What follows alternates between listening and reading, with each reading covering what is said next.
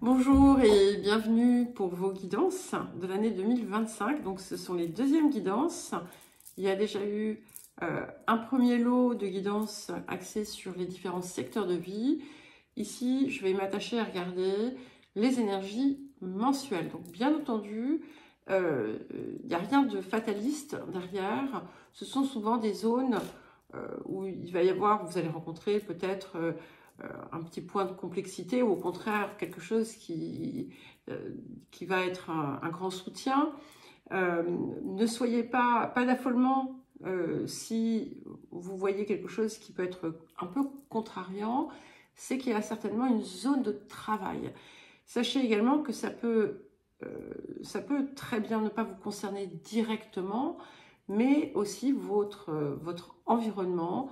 Ce sont des points voilà, qui ont une importance et qui vont certainement impacter d'une façon ou d'une autre votre évolution. Donc pensez à regarder dans la description le lien vers les différentes playlists pour pouvoir aller écouter la guidance précédente. Il y en aura peut-être d'ailleurs une troisième. Et en attendant, nous allons commencer. C'est à vous les balances, donc pour votre guidance, votre deuxième guidance de l'année 2025. Alors, petite parenthèse, j'avais fait une première version et en fait, il y a eu un problème. Donc, du coup, eh bien, je la refais et on y va. Donc, nous allons commencer par l'énergie qui va, on va dire, sous-tendre, qui va peut-être pas gouverner l'année, mais qui va impacter de façon importante cette année. Alors, nous avons la justice et nous avons le 3 de denier. Alors, bon, on a en carte centrale la carte de la justice qui est également, on va dire, votre archétype, hein, puisque comme on peut le voir, on a une balance au centre de cette carte. Et c'est toujours extrêmement positif d'avoir, de sortir finalement votre archétype, puisque ça vient renforcer finalement vos qualités, si je puis dire, et ça vient vous donner finalement une puissance d'action. Ça va également minimiser ce qui pourrait être un petit peu plus délicat. C'est vraiment une année où vous allez pouvoir être, devenir pleinement qui vous êtes et rayonner votre essence. D'une façon plus large, ça va vous apporter peut-être un équilibre, un nouvel équilibre, une sensation aussi de force et également une forme de reconnaissance. Il y a quelque chose ici qui vient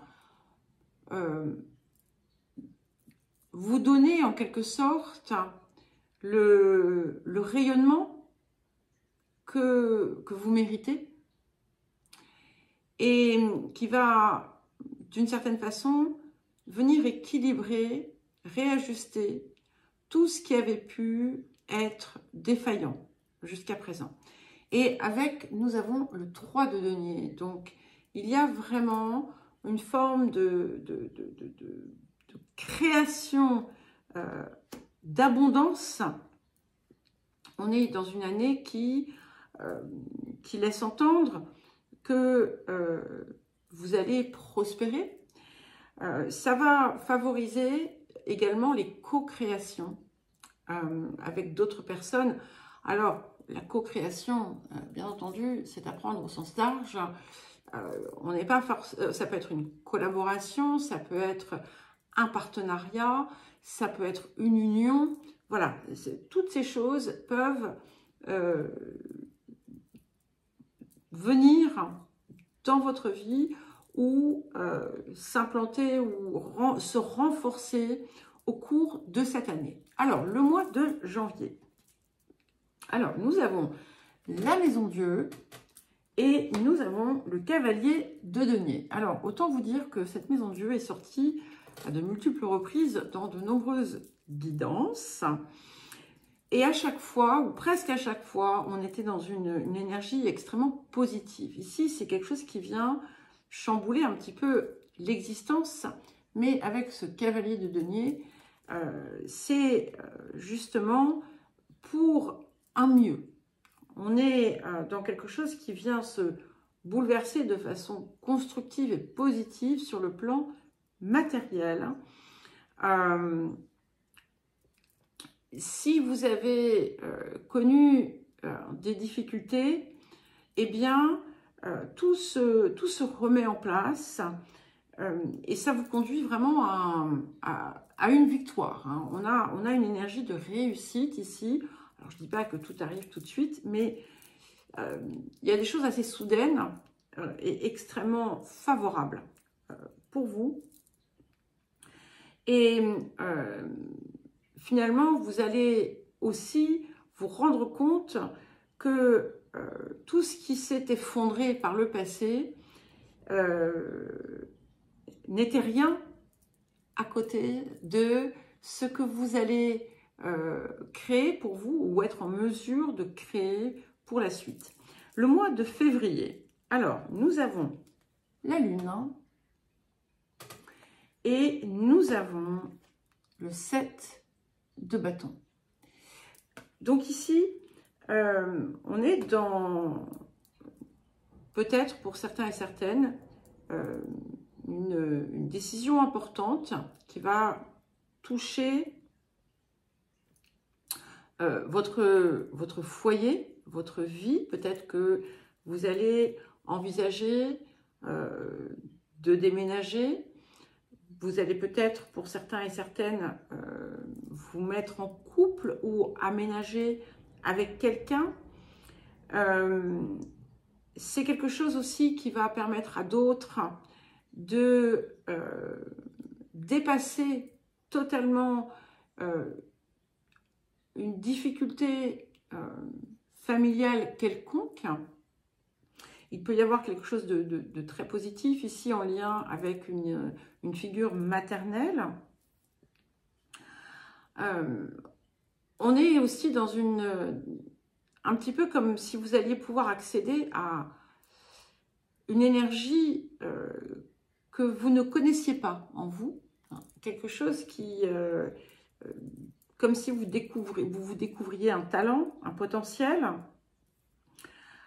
Il peut y avoir des révélations aussi importantes qui vont changer la donne. Et puis, bien entendu, pour d'autres encore, on peut y voir une popularité grandissante qui apporte une forme de succès. Hein. C'est très... comment dire ? C'est très puissant hein, sur un plan énergétique. C'est drôle parce qu'il y a une forte énergie de puissance ici qui ressort. Le mois de mars, nous avons le pape et le 4 de bâton. Alors, on parlait de possibilité d'union, de couple. Ça c'est renforcé, hein, ça se confirme ici. Ça peut également, alors, union, ça peut également être un partenariat. Hein. Mais d'une façon générale, ici, il y a des choses qui se résolvent, ça c'est très clair. Et puis, on a aussi, de nouveau, cette puissance en termes d'équilibre, comment dire, de stabilité, de certitude aussi. C'est comme si vous étiez porté, guidé, inspiré vers la meilleure des situations ou les meilleures circonstances pour vous. Il y a une forme de cohésion finalement entre ce que vous mettez en œuvre et ce qui ce qui se manifeste dans votre vie. Le mois d'avril. Alors, nous avons la mort et la reine de bâton. Donc ici, on est vraiment dans un changement très important. On est dans une énergie de feu quand même. Et c'est comme si, en fait, vous alliez récupérer tous vos atouts. On avance avec comment dire, une vérité profonde, une authenticité. C'est quelque chose qui, vous voyez, je vous parlais d'accéder véritablement à votre essence, et ça se confirme ici. Ça peut également marquer des changements très importants dans certaines de vos relations. D'un côté, il peut y avoir parfois peut-être, hein, dans certains cas, des éloignements importants, ou au contraire, des rapprochements puissants, mais également, alors dans tout type de relation, hein, attention, voilà. Il y a quelque chose ici qui vient forcément trancher, hein, et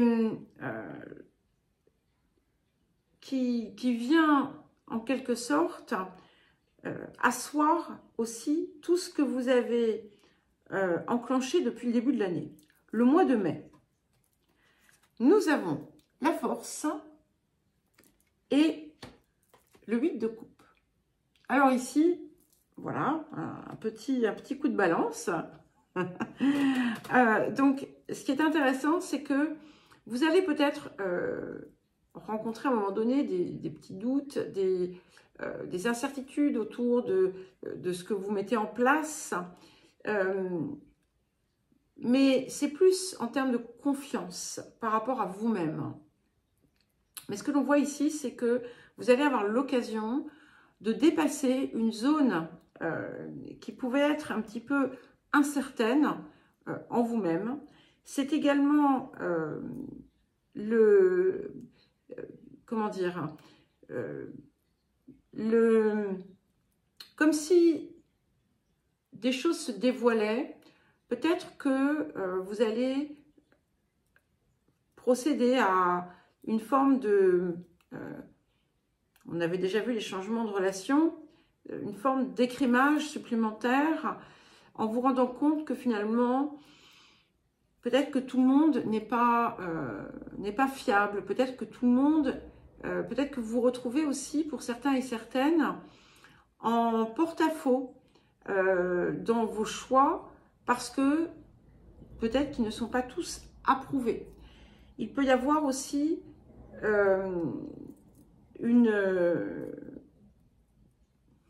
comment dire, une petite tension avec quelqu'un dont vous êtes proche. Le mois de juin, nous avons le diable et le 5 de coupe. Alors ça, c'est la passion.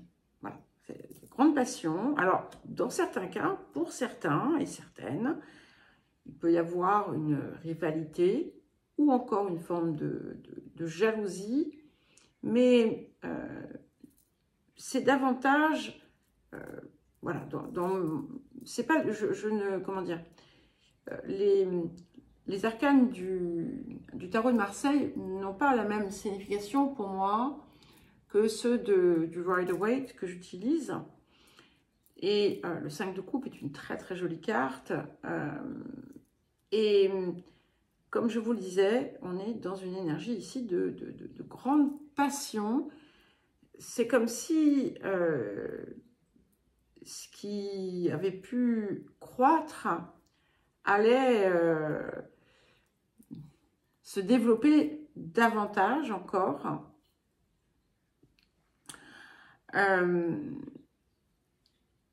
Donc, ça sera évidemment, comme toujours, lorsqu'on parle de passion, ça sera à équilibrer. Hein. Le mois de juillet. Alors, je reviens... Non, je finis le mois de juin. Ça peut... Alors, on est souvent dans une passion ici plutôt de type amoureux, hein, mais ça peut être toute autre forme de passion, bien entendu. Le mois de juillet, nous avons le jugement et le 6 d'épée.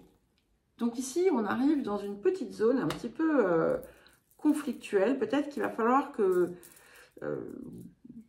vous tapiez du poing sur la table pour vous faire entendre. Ça peut être voilà, autour de vous également. Hein. N'oubliez pas que tout n'est pas nécessairement, tout ne vous concerne pas nécessairement. Donc, vous pouvez vous retrouver un petit peu aux prises avec des personnes qui sont en conflit. Mais ce que je ressens ici, c'est une zone, en fait, il y a quelque chose qui vient finalement chatouiller une zone qui n'a pas été totalement guérie ou libérée. Et ça vient piquer en fait votre ego un petit peu. Hein. Peut-être qu'on va remettre en question certaines choses. Peut-être que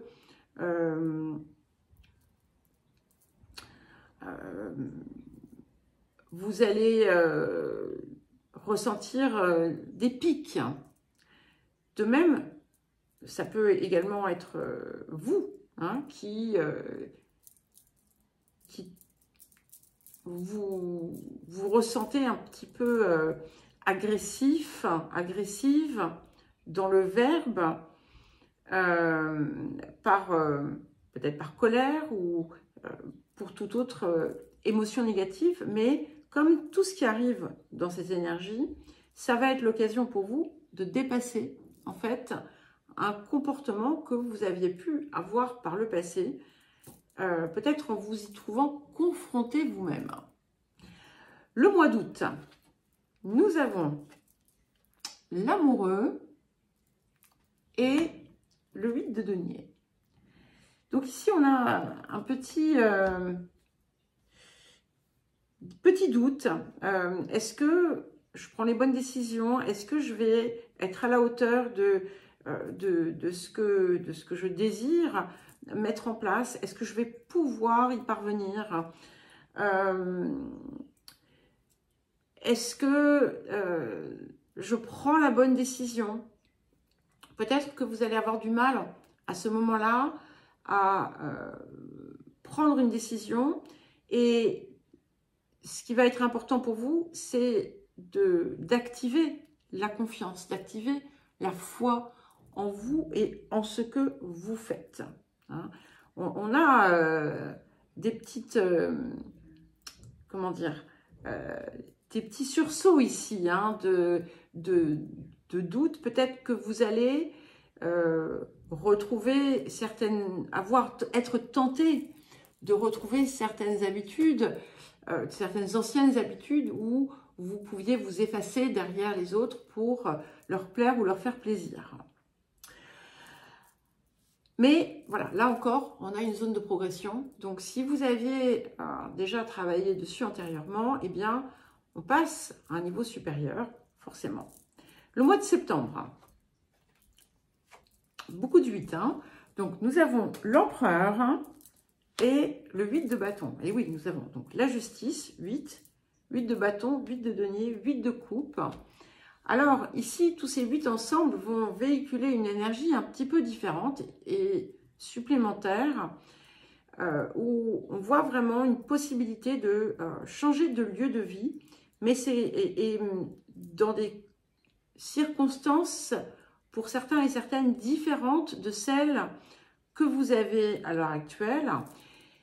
Et c'est quelque chose qui va amener un changement profond pour vous dans votre vie. Par exemple, si vous étiez en couple, vous allez peut-être aller vivre seul et inversement. Et c'est quelque chose qui va transformer les choses en profondeur pour vous. Hein.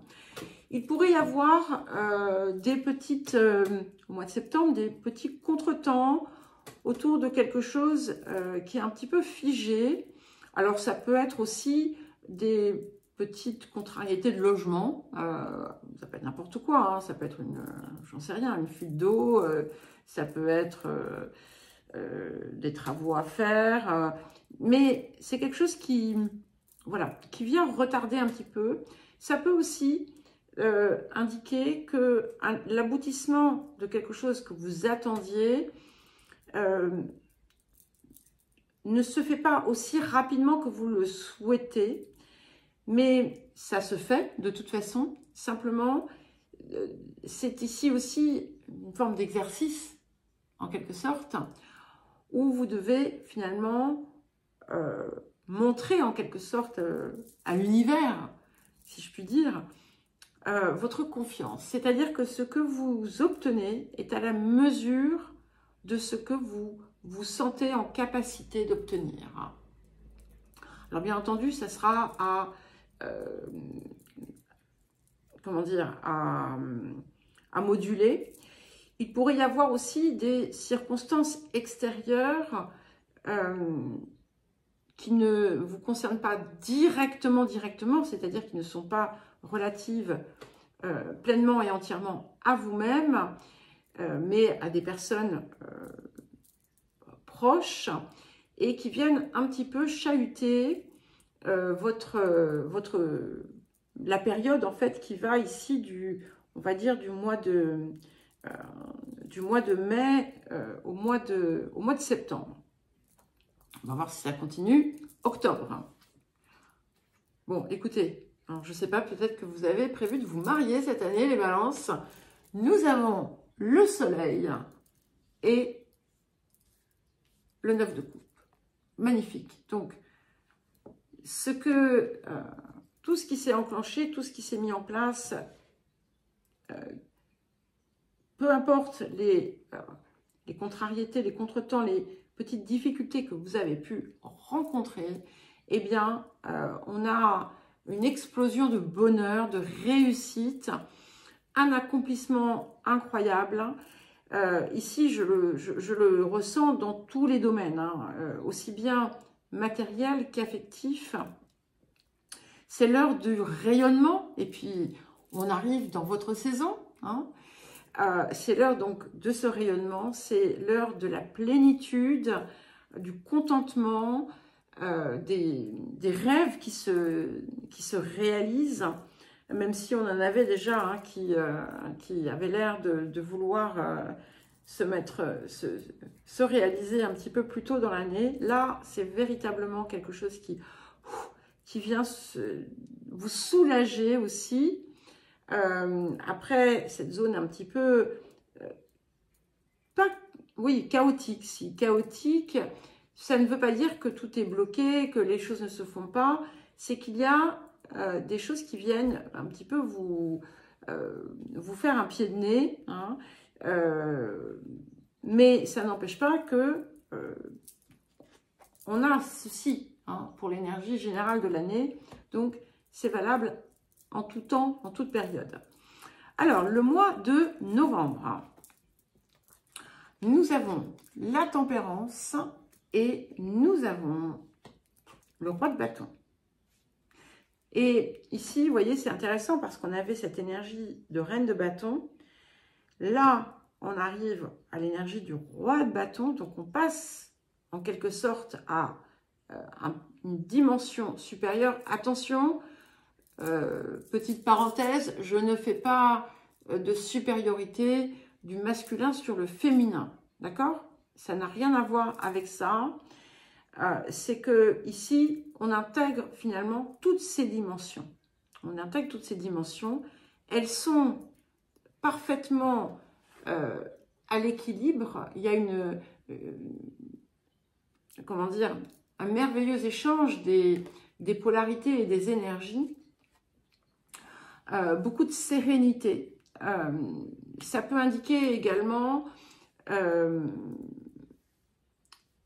des négociations, des partenariats, des contrats avec, lucratifs et qui sont en plus extrêmement dynamisants, intéressants, enrichissants.